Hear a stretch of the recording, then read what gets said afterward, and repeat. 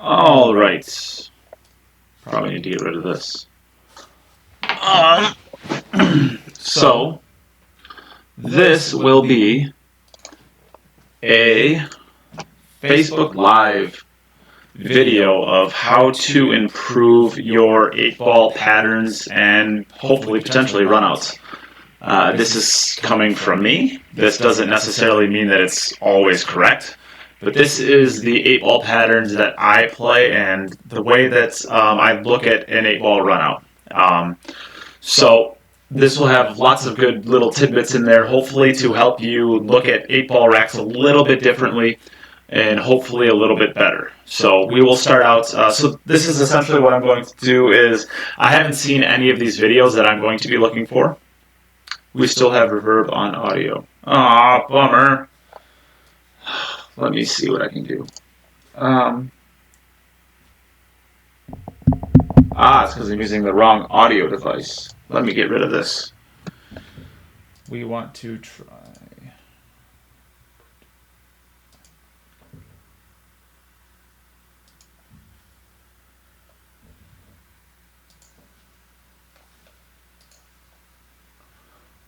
This one.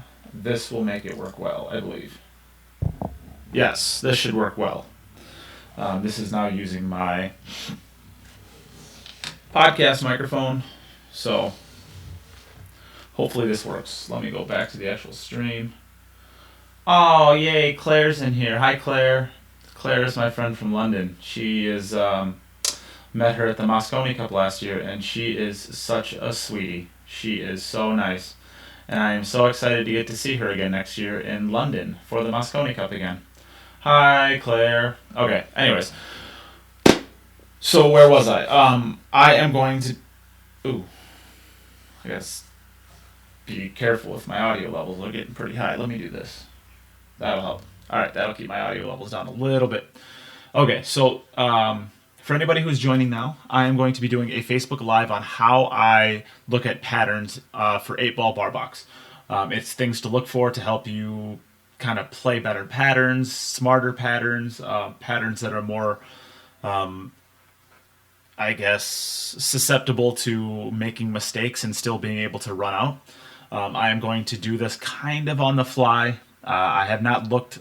Basically, I'm not. I haven't. I don't have any videos in mind that I'm going to look at, so I already know what to look at ahead of time. I'm going to kind of do this on the fly, and I think that's the better way of doing it. So, it's just. I think it's just going to be a good way to not basically, I guess, answer these patterns with muscle memory or remembering what already happened. So why don't somebody in the listeners audience, why don't you name your very first or your favorite player, whoever I see first. I am going to use them as an example. So who's favorite player? Somebody name a favorite player.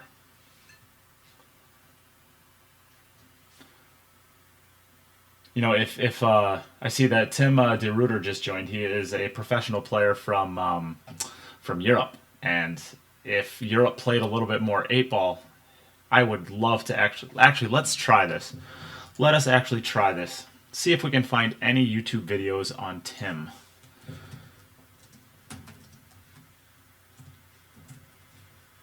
If I could spell 8-ball. Oh, there is a video of Tim. We're gonna use Tim as an example because he's in the.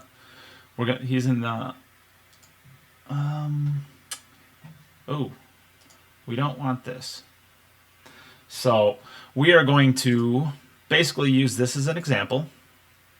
So this is Tim, right here, the younger guy, and he's one of the sickest jumpers in the entire world.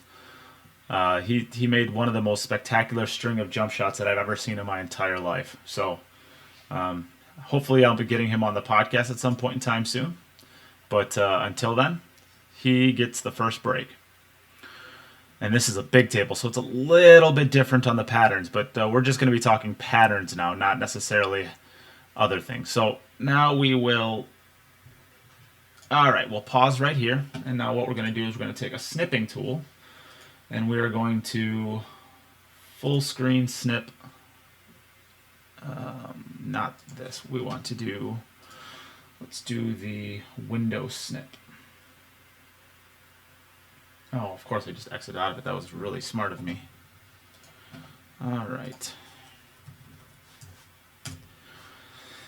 And we're going to do window snip. So now we're going to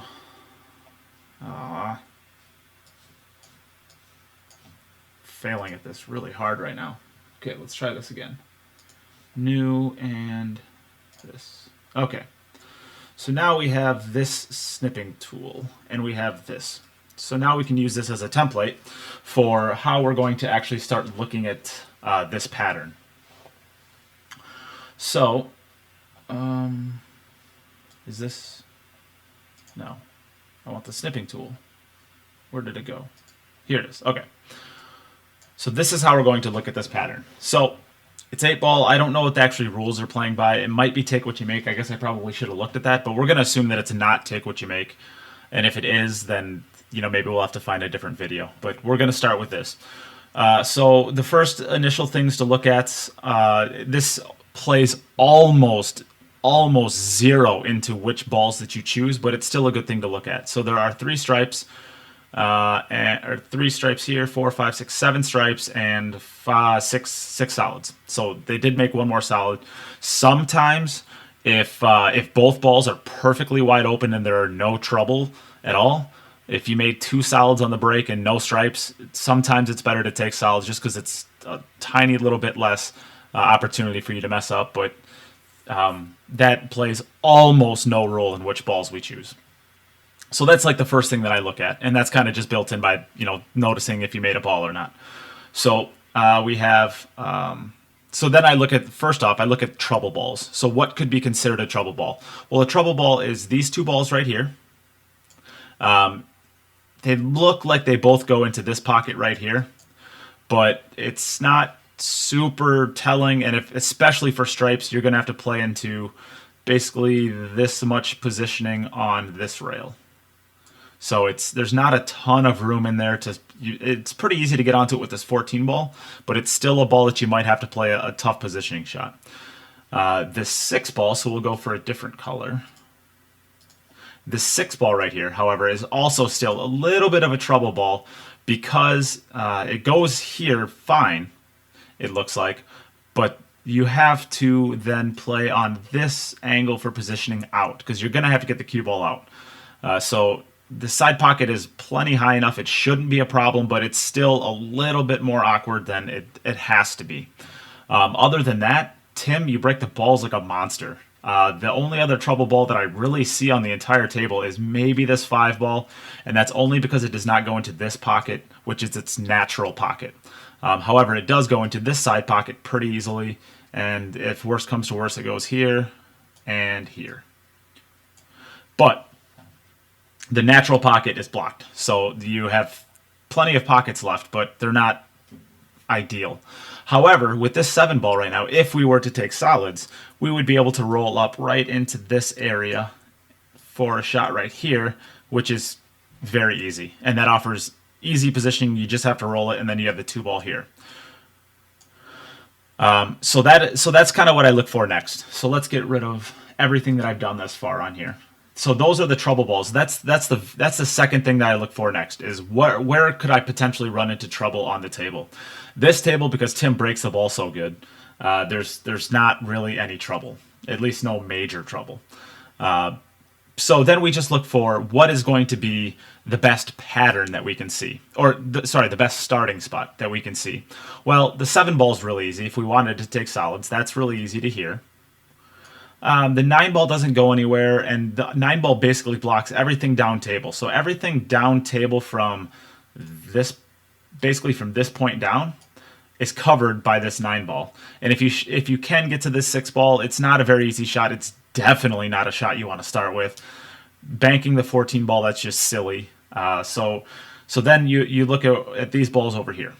So does the 11 ball go? If it goes, then stripes are also an option.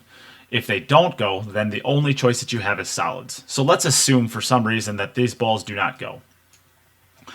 Then we need to start looking at a way to run out solids, and the best way to run a rack is stop shots. If you can shoot 7 or 8 stop shots, that's perfect. Well, we can't do a stop shot here because we'd end up getting hooked on the 5, which we need to take next because it's blocked here to its natural pocket. So we have to take this 5 ball with the next shot. So we're just going to do it, just shoot the 7 ball into here. And it's just a simple little drift shot. Your cue ball should drift over into here, right around here. Normally there's another thing that I look at before I start a rack too, but it's just not applicable here because the 8 ball is so wide open in the center of the table. So I'll discuss that later on if there's another one. So this is kind of what you want to look for. You want to look for the 5 ball next, and then you're probably going to want to go a little bit further than this 9 ball, so you can't get it dead straight in to where you can just stop it for the 2 ball, because there's no reason to really flirt with this 9 ball. You probably want to drift it out to here, and then just shoot the 5 ball into the side pocket. Your cue ball should come to here, back out to maybe somewhere in here. You want to be not exactly straight in, but pretty close to straight in on this 2 ball. Probably a little actually back angle, so you want to actually be cutting the 2 ball this way so that your cue ball can naturally drift over into here.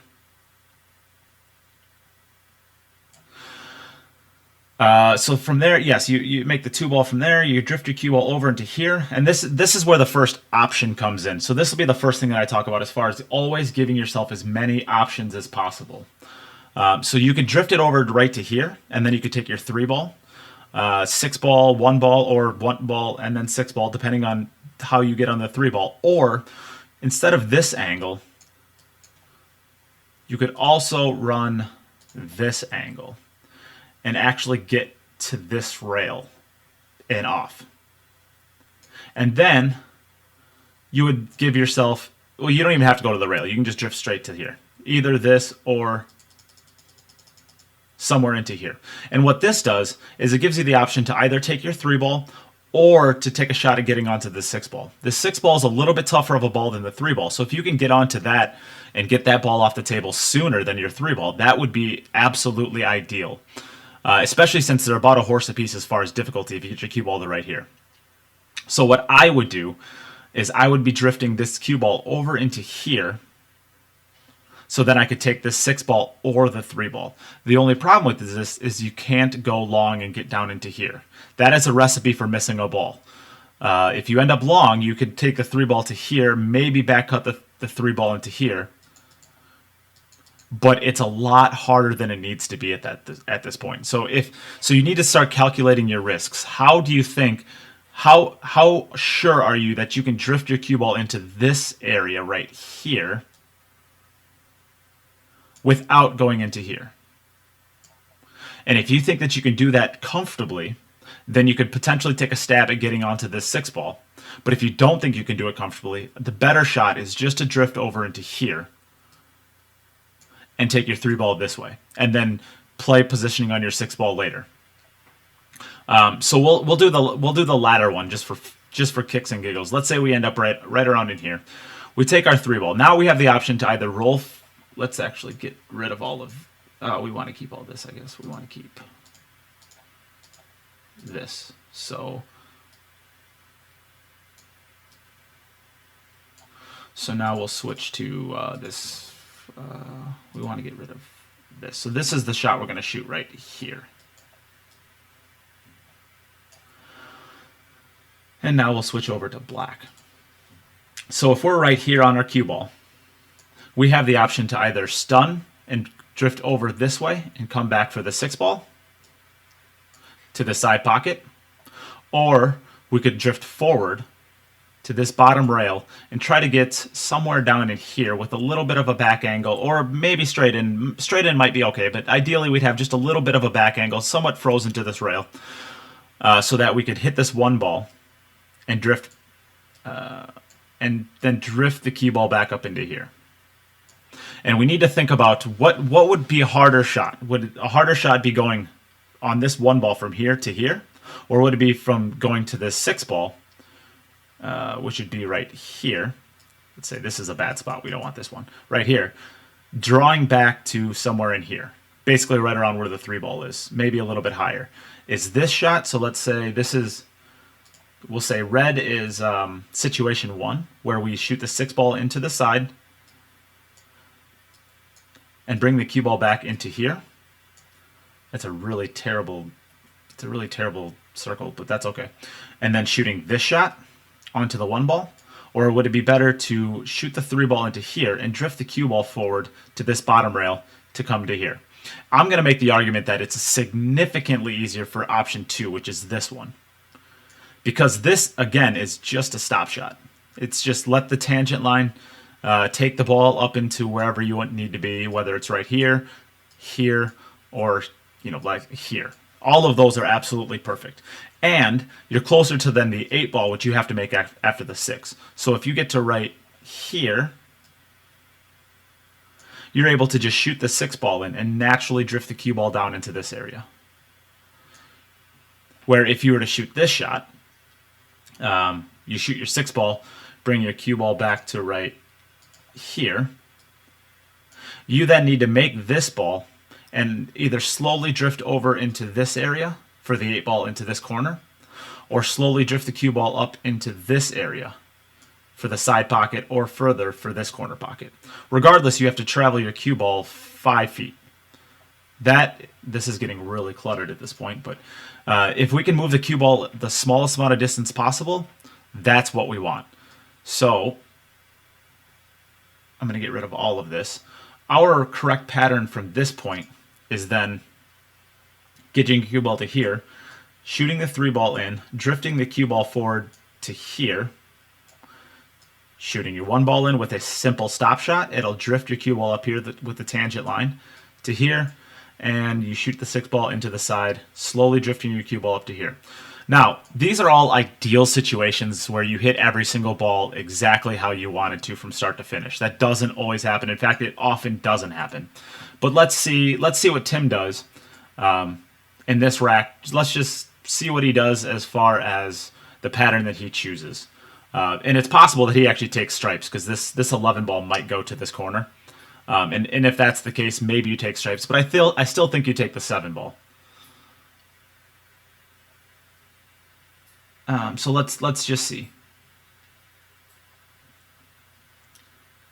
Yeah, so he starts out with the 7 ball, which is kind of what I suspected. He's looking at where he needs to be at for the 5 ball. So let's get down into here so we can actually see what we wrote before. And let's... Oh, so he's actually going to shoot the 5 ball first. And that's actually probably because there's a little bit more angle on this ball than what it looked like. But he's not leaving the 7 ball behind. So that is an important... We can stop this here. That is an important thing with exactly what we just talked about. If you take this 5 ball, or the 7 ball first, the 5 ball is a problem. But if you take the 5 ball first, that also means that the 7 ball is a problem. So he is very smartly not leaving this problem ball behind, because there's no balls here really that offer good positioning to be able to get onto this 7 ball, because you have to be somewhere in this area realistically. And the 6 ball doesn't offer a great shot at it, either does the 2 ball. So he's very intelligently not leaving this ball behind. He just chose this ball instead of this ball to start out with.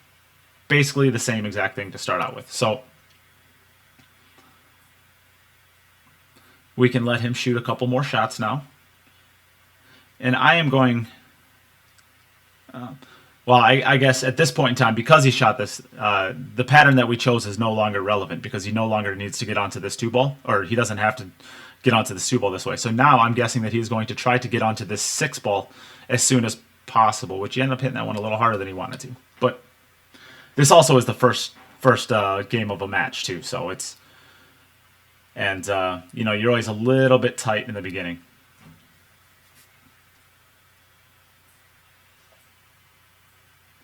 Well, I guess we started with a different pattern, so everything's going to be different from here. But there'll still be things that are similar. So, like, as of right there, he just showed right here with his cue. And you notice that where he put it. So let's actually back this up a little bit.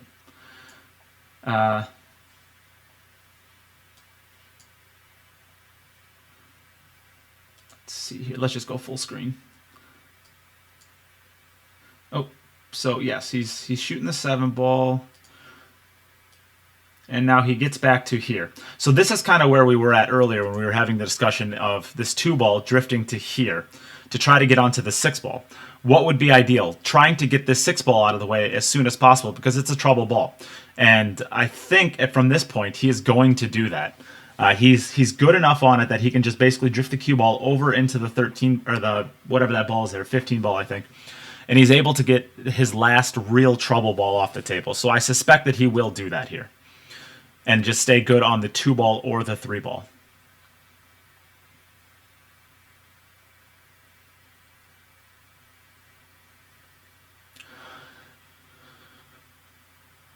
So earlier he was kind of pointing. Earlier he was pointing down here for a back angle, and that was because he knew that he had to get it out of there. But now he's got this little bit of a back cut on the 3-ball, so he will drift it over into here, and then he doesn't have to worry about getting that back angle. He can just be from over here. And now from here, it's just a simple drift shot. So you don't want to leave it short, but you just bring your cue ball right on this line out into here, which is about where he's putting his cue.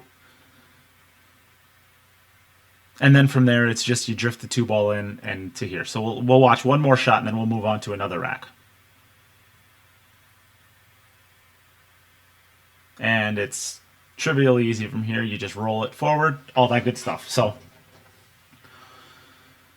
all right, let's move on to another rack because he runs out. And let's get a break. So here's a good opportunity, it looks like. Okay, so here's another break. And this is Mark. So he's got 2 balls down, 3 balls down. And so this is actually a pretty good rack too, because it looks like it's a little cluttered. So let's get a new snapshot. We want to do, let's get this, and then we'll do new and this. All right. So now we have a new canvas to work from. So let's break this down. We'll start out with the first thing that we look at is how many balls were made of each. Again, this makes almost no difference on which balls that you take. Almost zero. Only if both balls are so trivially easy that you're just choosing one because there's no real distinguishing feature between the 2 sets of balls, and you made 3 of one of them on the break, and that's just 3 more balls that you don't have to worry about missing. But you still count it just because why not? So you have 1, 2, 3, 4, 5 solids, 1, 2, 3, 4, 5 stripes. So you made 4 balls, 2 of each. So now we start looking for trouble balls. Obviously, you're a little busy at the moment. What program are you using to draw your stream? Steve and I will get back to you later. So let's look for trouble balls. This 10 ball, so the first one that jumps to mind is this 10 ball right here. It looks like it probably passes the 6 ball, but it's pretty tight. It looks like it's maybe half a pocket. So it doesn't have to be a trouble ball, but again, if all else things are equal, you wouldn't have to shoot it. Now, we look at this. This 14 ball looks like it does not pass the 9 ball into this corner. It also does not pass this corner. If it does, it's barely. And then even this 15 ball right here, it doesn't go to this corner, which means you're forced to play it in this corner. This corner is its natural pocket anyways. And by natural pocket, I mean the pocket that it's most likely to go into. So it looks like it easily goes to this pocket, so it's not a huge problem, but the fact that it doesn't go here makes it a tiny problem ball. Not really a big deal at all. So now let's look at the solids. There's really no problems. The 2 balls in a, it's never great to have to shoot next to a rail, but it's not too bad. The 1 ball offers the side pocket pretty easily. The 5 ball goes from a lot of different pockets. It's pretty safe. The only problem that you're going to have with this is the 8 ball, which we will mark in red for danger. So this is one of those situations where the 8 ball, if you were to take stripes, the 8 ball is not a problem at all because the 3 balls that are the 3 balls that are causing it trouble are going to be gone if you get to the 8 ball. So it's not really a trouble.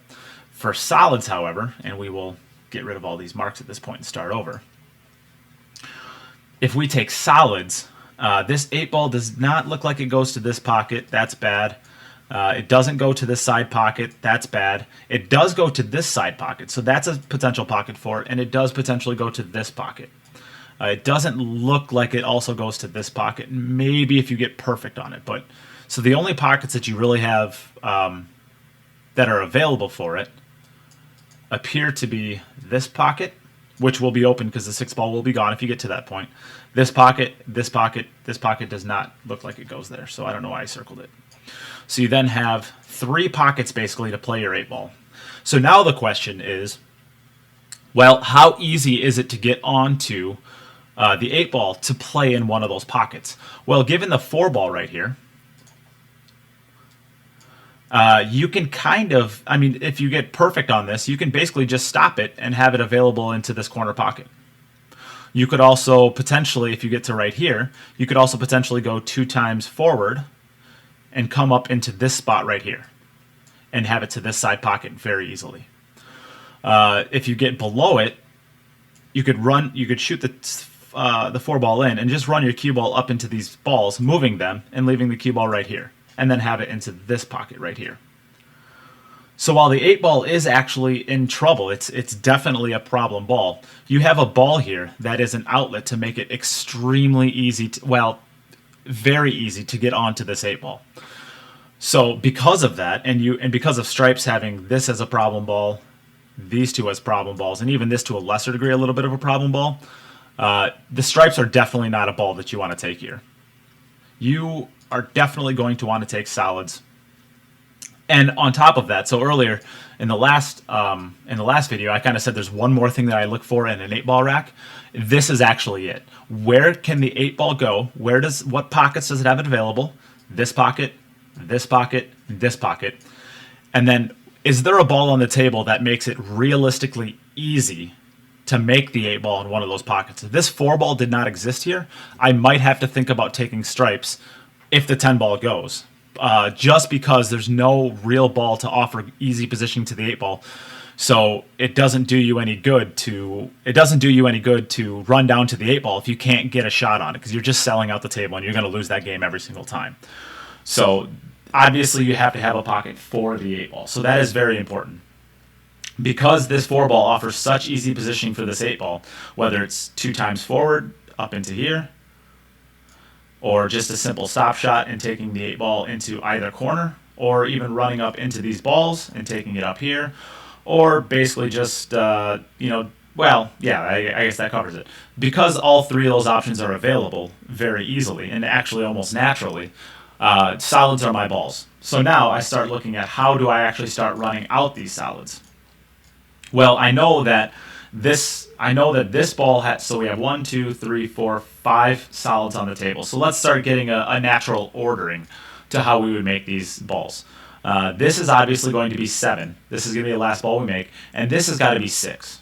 So this has to be the second to last ball that we shoot, including the 8 ball. So now we have 1, 2. Oh, I'm off on my orderings. So this is going to be the 6th ball we shoot. And this is going to be the 5th ball we shoot. So now we have 4 more balls on the table that are going to be basically available to shoot in any order that we so choose. So which one makes the most amount of sense knowing that this is number 5? Well, it definitely isn't this ball, right? This ball, definitely not. Why would you want to play positioning from here to here? I mean, that just doesn't make sense. So this ball must be, so in blue, this ball must be shot before 4. Does it make sense to go from this one ball to 4? Yeah, maybe. It's not too bad regardless. Does this ball make sense? This ball probably makes the most amount of sense to be number 4. But it doesn't have to be number 4. Does the 4 ball, or the 2 ball make sense right here to be number 4? Well, only if you're dead straight in, because then you could draw straight back to here. But if you get a little off funny like this, with this angle, you can't get back to here. So this ball right here is also another ball that cannot be number 4. So this is going to be in blue. These balls are not available to be number 4, this ball and this ball. So we now know that this can be 4, or this could be 4. So the numbers by them are just the possibilities. This is fixed as 6, obviously, and this is fixed as 5 because you need this ball to basically be able to get onto this ball. So this has to be 5, and this has to be 6, or at least you're going to play your patterns that way. So this ball can be 4, and this ball can be 4. So if this ball is going to be 4, we definitely don't want it to be number 1, assuming that we can get this cue ball by the 13. We don't want to shoot at number 1 because we want it to be available for later. Same with this one. So let's get the ball out of the way. Let's get the balls out of the way that we know we can't shoot later on in the rack. So you have the 2 ball and you have the 6 ball. So which one is easier? If we wanted to play them back to back, which one is going to be easier to get onto the other one from? And I'm going to argue that probably this 6 ball right here, with just a stun back to here, is going to be your best shot to get onto the other one. But it's not exactly safe, right? And I say that because you could end up coming a little bit short, and if you get to right here, you have nothing. And if you end up going a little bit long, you don't have nothing because you still have these 2 balls. But you really want to get this ball out of the way because you can't use it later on. So you want to try to get to it immediately.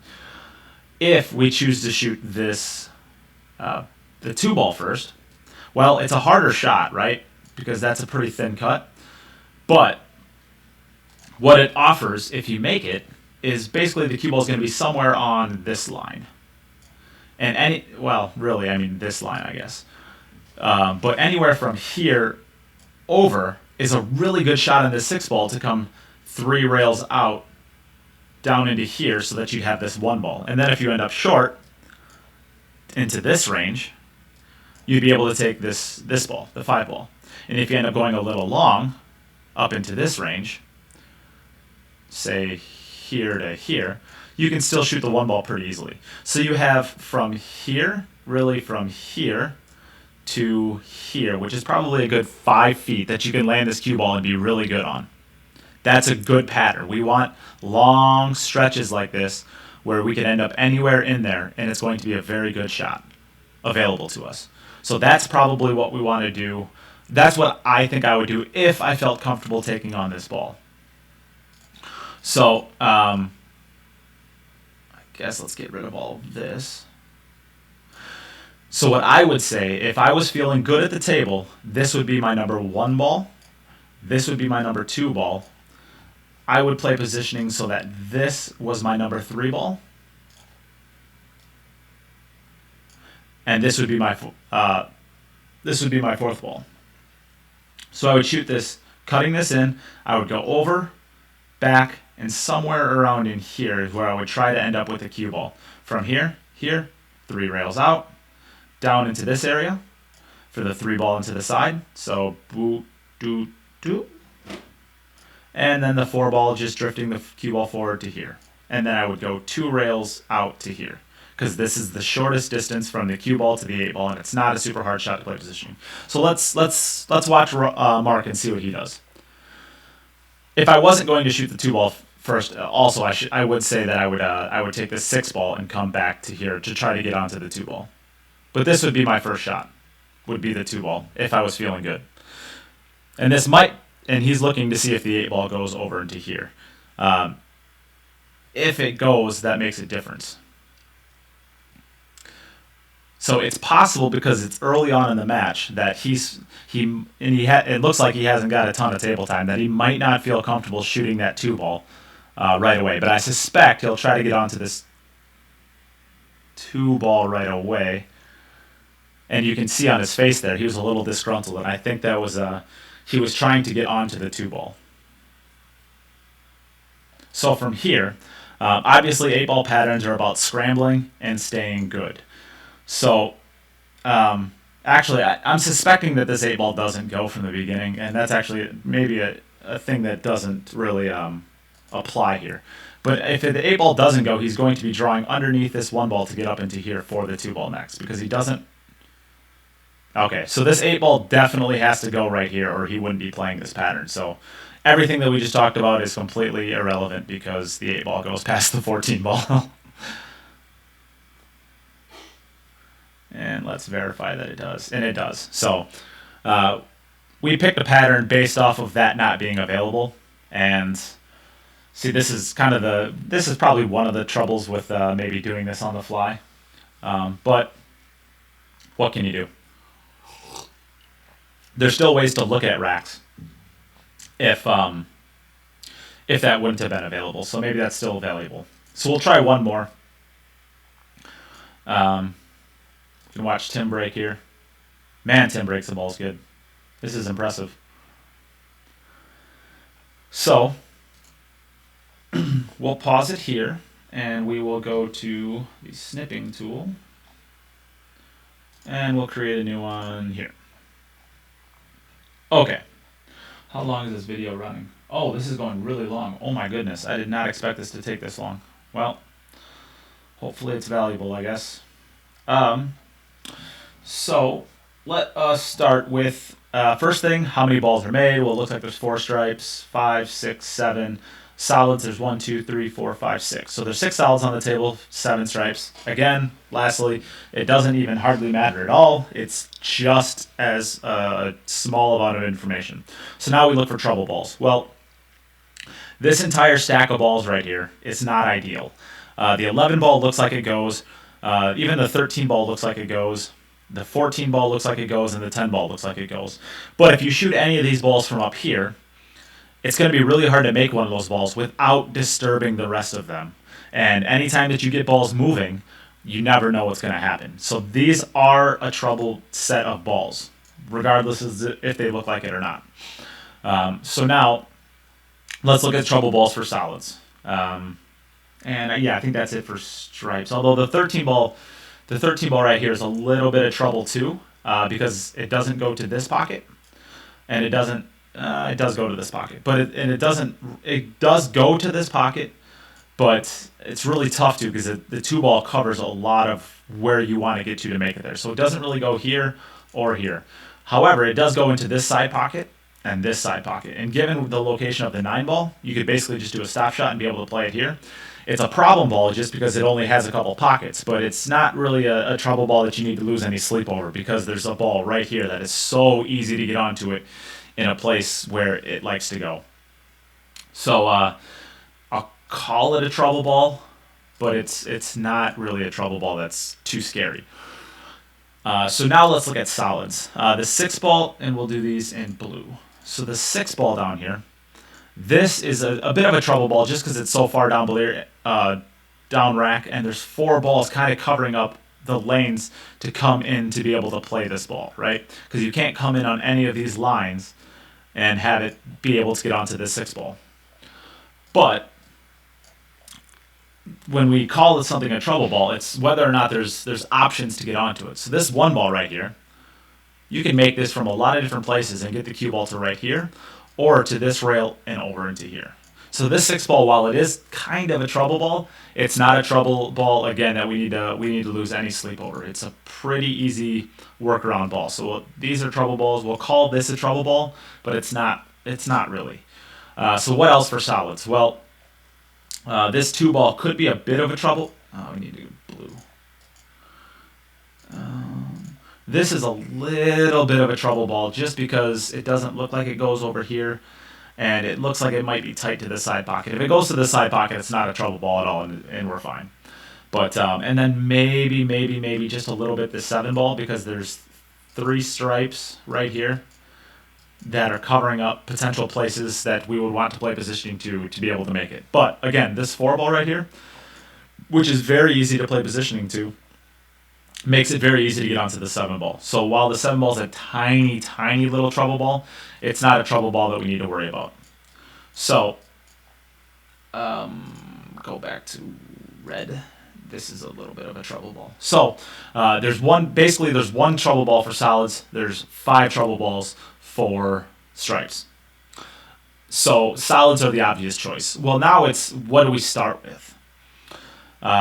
You don't want to. You can make the 1 ball. You do not want to take the 1 ball right now, because you need the 1 ball to play positioning on the 6 ball.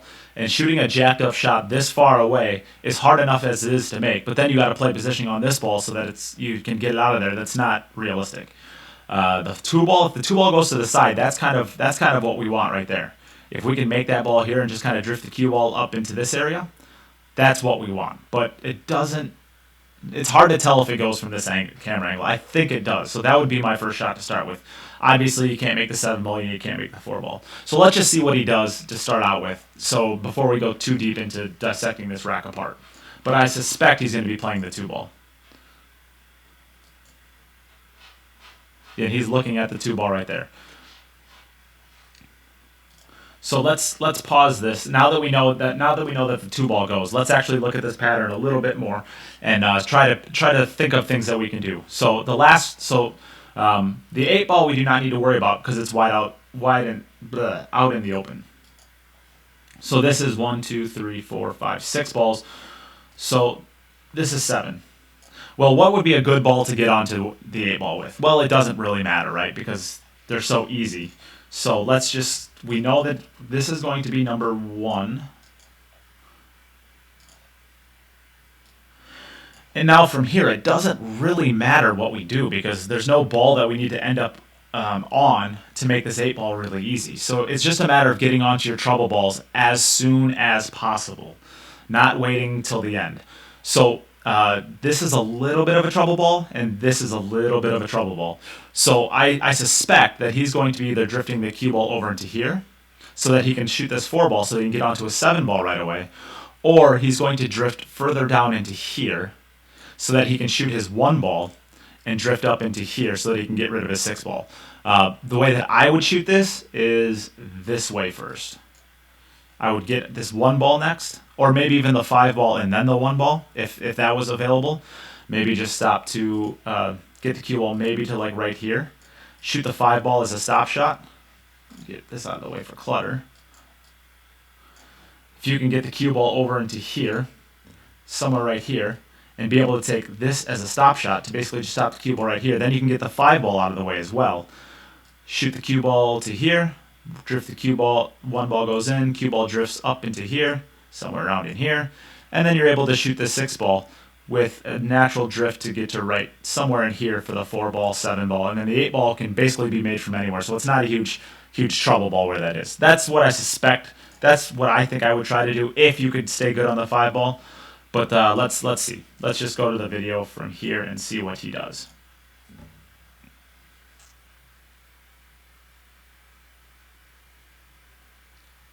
Oh, all right. Well, so what I said from the beginning was you always want to try to get onto your trouble balls as soon as possible. So he decided that he had a good angle to be able to get onto the 6 ball without having to use the 1 ball. And so by not having to use the 1 ball, that allows that to be a potential good setup ball for his 8 ball. So now I suspect that he will do what he needs to do to get onto this 5 ball. Oh, sorry, the 4 ball, because then you could get onto your other trouble ball, which is the 7 ball, or the closest. It's not really a trouble ball, like I said before, but it's a little bit of a trouble ball. So he's attacking his problems ASAP and getting them out of the way because he had the ability to do so.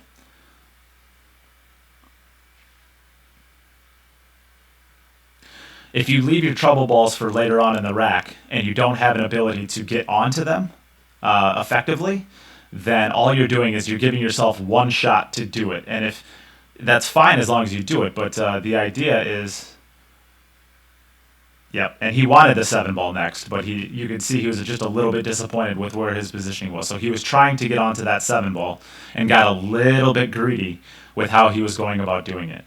So I suspect that he's going to, if you can see the cursor, he'll bring his cue ball here, here, and up into here so that he could take another stab at getting onto the 7 ball. And he did. He just barely brushed that ball. So luckily for him, this is why you try to choose your patterns where even if you get in trouble, you're going to be okay because he still has the 5 ball now into this corner pocket. And if he has a 7 ball, he can still drift to here, here, and here for the 5 ball into this corner, which is what I suspect he'll do. I don't think he takes this 5 ball on because it's a pretty tough shot, although it looks like he's going to. So what do I know?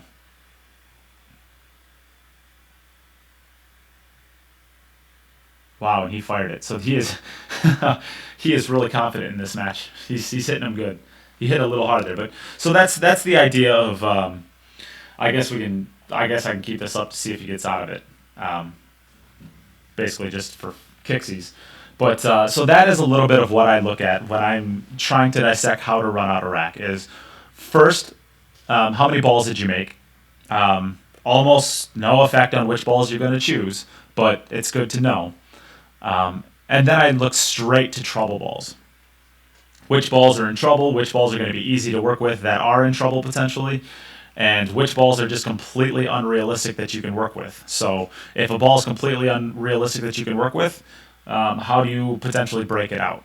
If those are the balls that you have to take. I didn't have any good opportunities to do that, and unfortunately that's kind of a byproduct of how good these pro players break the balls.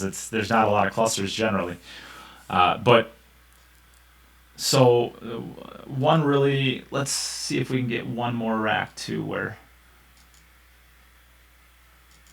Oh, we can see how good Tim breaks. Oh, never mind. Or jumps. Never mind. Let's see if we can get one more rack where we can. No, the 8-ball's not in trouble there.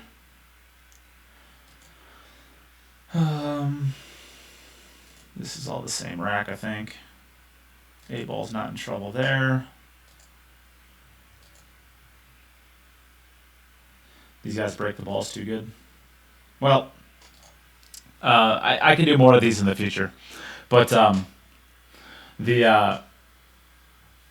yeah, so the first thing that you look for, which balls were made. The second ball, trouble balls. And usually by looking at the trouble balls, you can, and the balls that you could potentially work with for the trouble balls, you can kind of get a pretty clear gauge as to which balls you're going to actually take. And then from there, you start looking at, well, which ball do I need to get onto a trouble ball, and how realistic is it to get where I need to get on that ball to make that work. So we can go back to here. And this wasn't the case, of course, because we found out later on that the 14 ball actually went.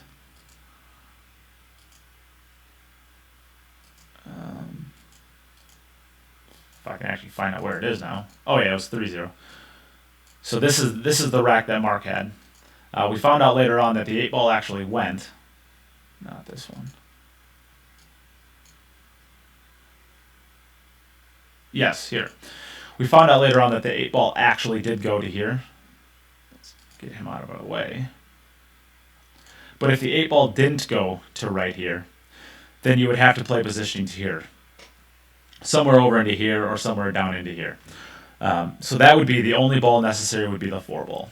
Of course, that's if and only if the balls didn't go. So when looking at your racks, not only trouble balls, but balls to get onto trouble balls or to potentially break out trouble balls is the next thing that you look at. And then you look at where is the 8 ball and which pocket does it go to, and how naturally is the 8 ball, or which ball on the table makes it natural for the 8 ball to get, for the cue ball to get exactly where you need to get on the 8 ball to make it easy.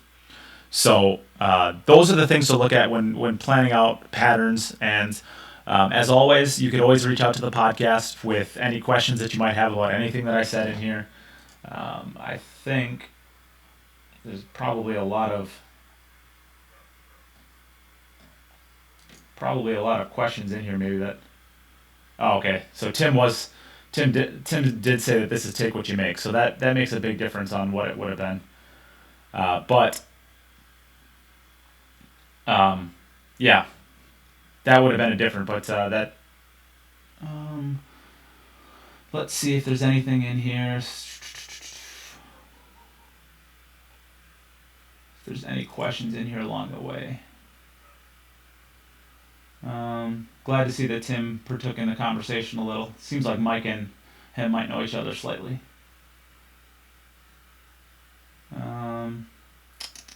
I don't see any questions in here, it looks like, so I guess we'll cut it off here. I'll probably, if you like this and you thought you learned something from it, let me know, and I can do more of these in the future.